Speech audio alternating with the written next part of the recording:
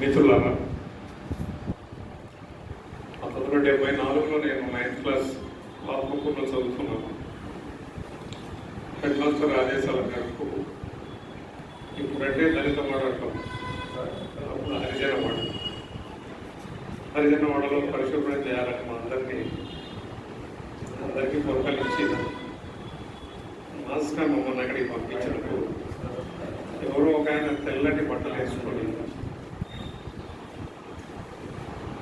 చాలా హుందాగా గౌరవంగా మమ్మల్ని ఉద్దేశించి మాట్లాడినప్పుడు మంత్రి అంటే ఈయన మొట్టమొదటిసారిగా మంత్రిని చూసింది దామోదర మునిస్వామి గారు. అంతవరకు నాకు మంత్రి అంటే తెలియదు. ఇదే విషయాన్ని మాజీ మంత్రి గారు లక్ష్మీదేవి గారు ఒకరు నన్ను బ్రేక్ఫాస్ట్కి ఇన్వైట్ చేస్తే మొట్టమొదటిసారి చూసింది మంత్రి గారు దామోదర మునిస్వామి గారిని అన్నప్పుడు నేను పక్కనే ఉన్నాను కదా అంటున్నాను. ఆయన మంత్రి నాకు తెలియదు. వెంగళరావు మంత్రివర్గంలో లక్ష్మీదేవి గారు, మునిస్వామి గారు, తర్వాత పెరగడం, మునిస్వామి గారు అంటే ఎవరు, సంజీవ్ గారు అంటే ఎవరు, ఇవన్నీ తెలుసుకున్న తర్వాత ఎవరన్నా భుజం మీద చేస్తే చాలా కోపం నాకు. అటువంటి తరతరాల వివక్షను భరించే వర్గాలు సమాజంలో ఇంకా ఆధిపత్య కులాల ఆగ్రహానికి గురవుతూ ఉండడం అప్పటికి ఇప్పటికీ ఇంకా కొనసాగుతుండడం కూడా బాధాకరమైన అంశం. ఆత్మకూరులో నాకు హీరాప డ్రెస్ ఆ 2 ప్యాట్లే ఎక్కువగా అక్కడే ఫ్రెండ్స్ నాకు ఎక్కువ ఉండేవారు. నన్ను కూడా ఆ వివక్షత చూసేవాళ్ళు. ఇంత పెద్దగా తర్వాత అర్థమైంది నాకు ఎందుకు ఇట్లా చూస్తున్నారు. మా నాన్నగారు ఎటువంటి ఆక్షేపణలు కానీ నా మీద ఆంక్షలు కానీ విధించలేదు. అందరితో కలిసి ఉండడం నాకు అలవాటు. ఈ ప్రయాణంలో ఎన్నెన్నో అంశాలు గమనించిన నేను ఒక వ్యక్తిని వేరొక వ్యక్తి, ఒక జాతిని వేరొక జాతి హింసించే సాంఘిక ధర్మాన్ని ఇంకా ఇకపై చెల్లదన్న మహాకవి శ్రీశ్రీ గారి రచనలు చూసినప్పుడు ఇంకా సమాజంలో మనం అనుకుంటున్నాం కానీ ఈ నేల స్వతంత్ర భారతంలో ఇంకా ఇప్పటికి కూడా వివక్ష ప్రత్యక్ష పరోక్షంగా అన్ని వర్గాల్లో ఉంది. దళిత వర్గాల్లో అప్రకటిత వివక్ష కూడా ఉందన్నది నిష్ఠూర సత్యం.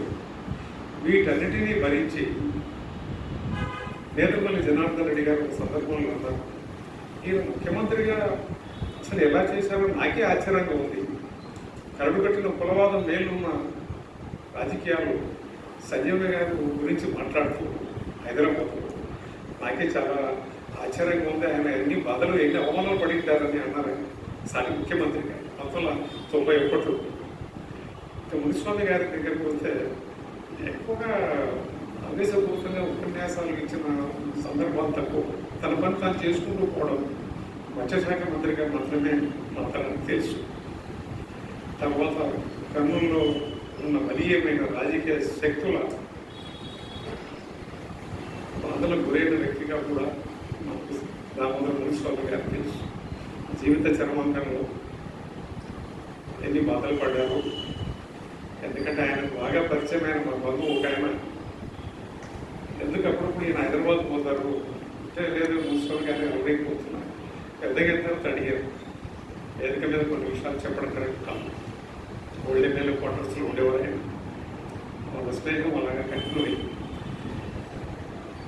ఆర్థికపరమైన విషయాల పట్ల ఆసక్తి లేని వ్యక్తిగా మునిస్వామి గారిని మనం చూడవచ్చు. సాధారణంగా ఎమ్మెల్యే మంత్రులు అంటే రకరకాల గ్లామరస్గా డబ్బు సంపాదించాలి అయిపోయి ఉంటాయి. కానీ చివరి వరకు తను నమ్మిన సిద్ధాంతాలు, విలువలు బోధించిన సంజీవ్ గారి జీవన విధానం వీటి పట్లనే ఉన్నారు తప్ప ఎందుకో నాకు అర్థం కాదు. రాయలసీమలో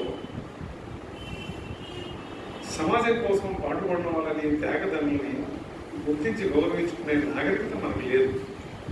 ఇందులో దళితులు మినహాయింపు కాదు. ఇది నిష్ఠూర సత్యం. 10 years ఓన్లీ అని రాజ్యాంగ పరిషత్తులో రాసుకుంటే, అయ్యా ఇంత దుర్మార్గమైన వ్యవస్థలో 10 years ఓన్లీ అంటే కుదరదు. కాశీ నుంచి కన్యాకుమారి లాగా ఏం తీసుకున్నా వివక్ష మనకు కనిపిస్తూనే ఉంటాయి. ఆ ఓన్లీ అన్న పదాన్ని పట్టుబట్టి సహచర మిత్రులతో సభ్యులతో పోరాటం చేసిన సర్దార్ నాగప్ప గురించి ఎంతమందికి తెలుసు? ఇక్కడ నాగప్ప మీదలో ఉన్న నాకే తెలియదు. నాగముని అనే అక్కడ ఉన్నాయని చెప్పాను తర్వాత మీ ఇంటి దగ్గర ఉన్నారు కదండి, మీరు చూడలేదంటే నేను చూడలేదు. సర్దార్ నాగప్ప గురించి మీటింగ్ కండక్ట్ చేస్తానని బుచ్చిబాబు గారికి మాటించాను, కానీ నేను మాట నిలుపుకోలేకపోయాను. ఈ నాగరికత నుంచి ముందు మనం బయటపడాలి. ఈ సంప్రదాయం మన స్వార్థము మనము మన స్వార్థం నుంచి కొంతలో బయటపడితే ఈ ప్రాంతంలో తమ జీవితాన్ని త్యాగం చేసిన ఎంతోమంది ఉన్నారు. సంజయ్ గారి పేరు నాకు పరిచయం అయింది. ఒక నగర కులస్తుడు వ్యంగ్యంగా మాట్లాడుతున్న నేపథ్యంలో నాకు పరిచయం అయినప్పుడు ఇంత ఘోరంగా మాటలు ఉంటాయా, ఇన్ని బాధలు పడ్డారో సంజయ్ గారు. ఆయన తర్వాత వచ్చిన మునుస్వామి గారు ఇక్కడ బలీయమైన పెట్టుబడిదారి వ్యవస్థ అని చెప్పలేను, కానీ ఫ్యూడల్ వ్యవస్థకి వాళ్ళు ఏర్పాటు చేసిన ఇబ్బందులకు గురి అయ్యి జీవిత చర్మాంతంలో చివరి వరకు కూడా చాలా బాధలు పడ్డారన్నది మాత్రం నిష్ఠూర సత్యం. ఇప్పటికైనా మించిపోయింది లేదు. మన నాయకుల్ని మనం గౌరవించుకున్నాం. ఏప్రిల్ 14 అవుతున్న కుర్చీల కోసం అలగడం కాదు. నన్ను కుర్చీ మీద కూర్చోబెట్టలేదని మాట్లాడే దళిత నాయకులు ఎంతోమంది చూస్తాను నేను. ఏం చేశారండి మీరు దళిత సమాజానికి? జేబులోంచి ఒక 500 రూపాయలు తీసి సాటి దళితుడికి మీరు సాయం చేస్తారు.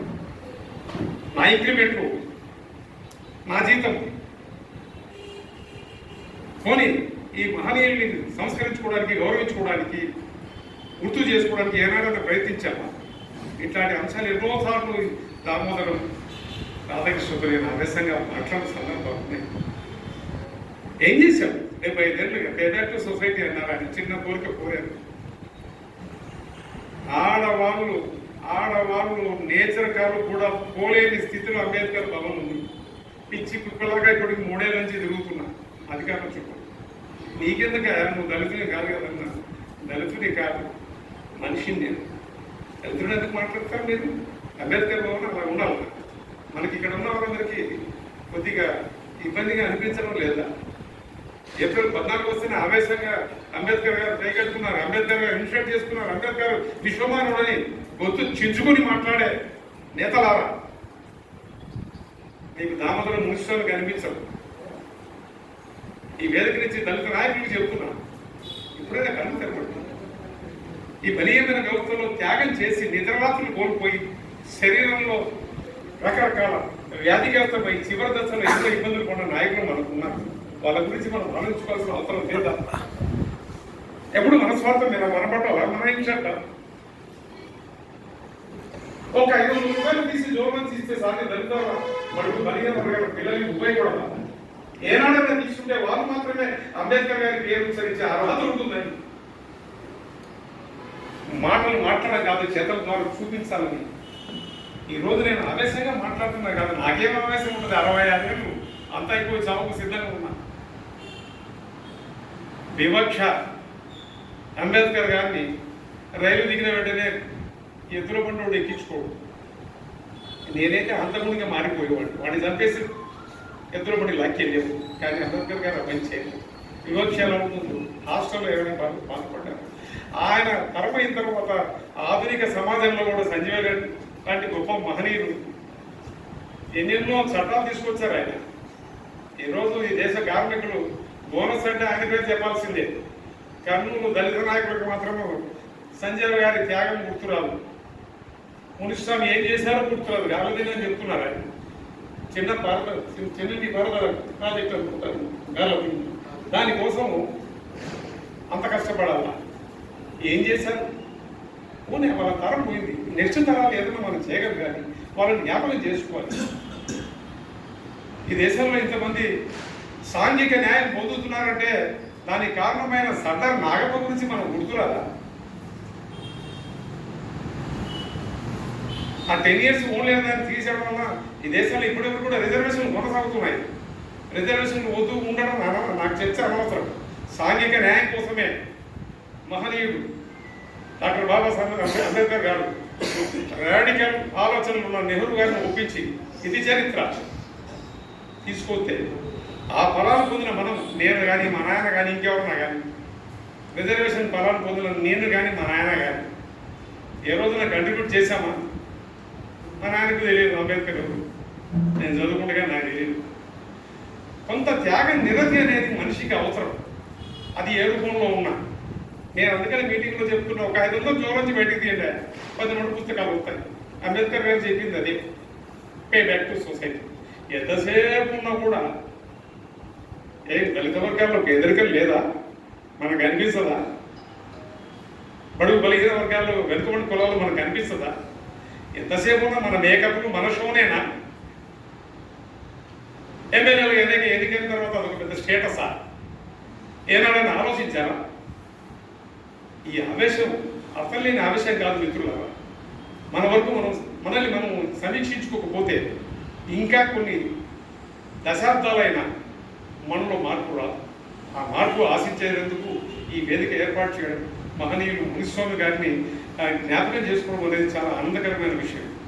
అలాగే భవిష్యత్తులో కూడా నేను మాట తప్పాను, సర్దార్ నాగప్ప గారి మెమోరియల్ లెక్చర్ అరేంజ్ చేస్తానని బుచ్చిబాబు గారికి మాటించాను. కానీ ఈరోజు బుచ్చిబాబు గారిని చూస్తున్నప్పుడు నాకు ఆరోగ్యకరంగా ఉన్న బుచ్చిబాబు గారు పరిచయం, కానీ సడన్గా ఇప్పుడు ఈరోజు కూర్చుంటే బుచ్చిబాబు గారే నాని పక్కన ఆయన అడిగాను.